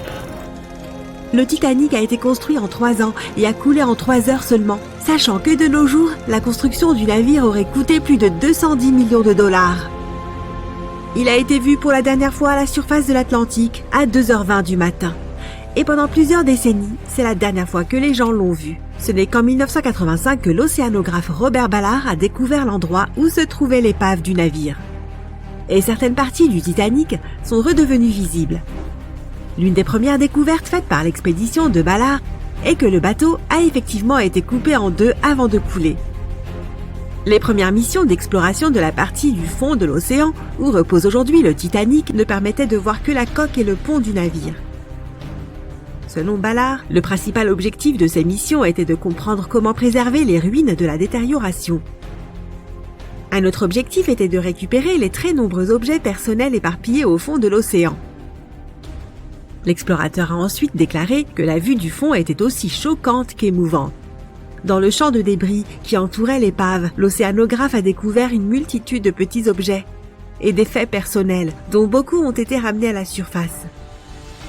Il y avait des chaussures, certaines plus chics que d'autres. Il y avait des morceaux de vêtements qui appartenaient à des membres de l'équipage. Il y avait d'énormes hélices. Si à la surface elles brillaient et resplendissaient, au fond de l'océan, elles étaient enfouies et dévorées par le sable. Ballard a souligné que la zone où les ustensiles de cuisine étaient éparpillés mesurait plus d'1,5 km de long. Il y avait assez d'assiettes, de casseroles et de poêles pour remplir une cuisine industrielle entière. Pour la toute première fois, des séquences d'animation en 3D révèlent des images passionnantes. Les simulations montrent l'évolution du Titanic depuis son premier départ en 1912 jusqu'à l'état de son épave aujourd'hui. Mais les simulations n'étaient pas suffisantes pour le goût de James Cameron, amoureux des profondeurs, qui envisageait de se rendre au cœur de l'épave pour la toute première fois dans l'histoire du navire. Oui, le même James Cameron qui a réalisé le très célèbre film sur le navire. Il a ainsi plongé 33 fois pour visiter l'épave du Titanic. Voici un petit détail amusant. Le réalisateur affirme que sa véritable passion a toujours été l'océan et que depuis qu'il était enfant, il voulait étudier la mer. Le cinéma, disons, est devenu son travail de tous les jours. Et lorsque la possibilité de réaliser Titanic s'est présentée, il a dit oui juste pour pouvoir aller voir les restes du navire en personne. Revenons maintenant à l'épave. Selon James Cameron, il ne suffisait pas pour les chercheurs d'accéder uniquement à l'extérieur du navire. Ils devaient aller à l'intérieur, analyser et photographier ce qui restait des fastueux intérieurs de l'ancien plus grand paquebot du monde. Cameron a piloté un véhicule robotisé équipé de caméras super innovant pour l'époque. Il l'a aidé à révéler des espaces du Titanic que personne n'avait jamais vus auparavant. Depuis que le navire a touché le fond, les bains turcs par exemple avaient encore leurs murs carrelés pratiquement intacts. Ces bains étaient exclusivement destinés aux passagers de première classe. Ils étaient situés juste à côté de la piscine et de la salle à manger de 3e classe et étaient conçus dans un style mauresque. Les personnes qui se reposaient là disposaient de délicieuses couvertures chauffantes et avaient des saveurs à disposition pour leur apporter tout ce dont elles avaient besoin. Si les photos prises avant la catastrophe étaient étonnantes, elles le sont encore plus aujourd'hui, car tout ce que l'on voit est caché sous la surface de l'eau. Autre découverte impressionnante, le mât du navire. Si l'on regarde le Titanic dans sa splendeur d'avant le naufrage, c'est le mât qui attire le plus l'attention. Situé à l'avant de l'énorme navire, le mât retenait les câbles de transmission du système Marconi, un système de télégraphie sans fil. C'est aussi là que se trouvait le drapeau marchand britannique arboré par le Titanic. Le mât s'élevait à un peu plus de 30 mètres de hauteur et était équipé d'un nid de pie. Aujourd'hui, le mât est méconnaissable. Attaqué par la corrosion, il s'est effondré. Le nid de pie s'est également brisé. On comprend pourquoi le Titanic des temps modernes est un véritable trésor pour les explorateurs des eaux profondes. Mais comme l'épave du navire repose à une profondeur approximative de 3800 mètres, la lumière du soleil est inexistante à cet endroit. Les missions pilotées ont donc absolument besoin d'un équipement technologique de pointe pour explorer la zone. Pourquoi penses-tu que le Titanic a disparu des yeux du public pendant plus de 70 ans ? Eh bien, parce qu'à l'époque, la technologie n'était pas assez avancée pour que les gens puissent descendre sur place et ramener de bonnes images de l'épave. Ce sont les cinéastes qui ont poussé cette technologie à son paroxysme en essayant de filmer sous l'eau. Ils ont commencé par construire des boîtes pour y mettre leurs caméras. Aujourd'hui, la photographie en eau profonde est très avancée et nous permet de nous émerveiller devant la beauté de la vie sous-marine. Bien sûr, prendre des photos sous la mer n'est pas une mince affaire. Tout d'abord, pour résister à cette énorme pression, les sous-marins doivent être très solides et avoir des parois épaisses, pas moins de 30 cm. De plus, les explorateurs doivent savoir comment filmer et photographier lorsqu'il n'y a presque pas de lumière. Il y a un autre élément qui a rendu la capture du Titanic encore plus difficile. Lorsque l'épave du navire a été redécouverte par les scientifiques, elle était couverte de bactéries rouillées de couleur rouge qui rendaient encore plus difficile la prise de bonnes photos. Il se trouve que la couleur rouge ne se reflète pas bien sous l'eau, ce qui est un souci pour les photographes. C'est pourquoi les véhicules à propulsion humaine qui descendent visiter les vestiges sont équipés de puissants dispositifs d'éclairage. Lorsque l'on voit certaines parties du navire de loin, on a l'impression que la cire brun rougeâtre a coulé sur les ruines du Titanic. Mais en réalité, ces structures en forme de glaçons sont des colonies de micro-organismes. Lorsque le navire a coulé, il a entraîné avec lui une énorme quantité de bactéries qui n'existaient pas auparavant au fond de l'océan. Mais maintenant, ces bactéries associées aux conditions extrêmes du fond de l'océan se sont transformées en une combinaison désastreuse pour les vestiges du navire. Ces colonies rouges de micro-organismes se nourrissent en fait de fer et d'acier, qui est en fait tout ce qui reste du Titanic. L'un des types de ces micro-organismes est une bactérie appelée Halomonas titanica. Elles peuvent manger jusqu'à 100 kg de fer par jour. Cela fait du Titanic une source de nourriture colossale pour elles. Il y a eu beaucoup de spéculations concernant l'espérance de vie de l'épave du navire après que les chercheurs ont découvert cette rouille bizarre. Mais selon Cameron et son équipe de recherche, le Titanic ne va pas disparaître de sitôt. Lors d'une des dernières expéditions sur l'épave, un véhicule piloté a été financé pour identifier spécifiquement une cabine de luxe. Elle appartenait à un passager très important, Sir Benjamin Guggenheim. Oui, comme le musée, Guggenheim était le fils d'un magnat de l'industrie minière et un membre de l'élite qui a embarqué sur le voyage transatlantique du Titanic. Né à Philadelphie, Guggenheim rentrait chez lui aux États-Unis. Mais comme nous le savons tous, il n'a jamais atteint sa destination finale. Pour un prix allant de 400 à 800 livres en 1912, soit l'équivalent de 84 000 livres de nos jours, on pouvait réserver un logement appelé cabine de luxe.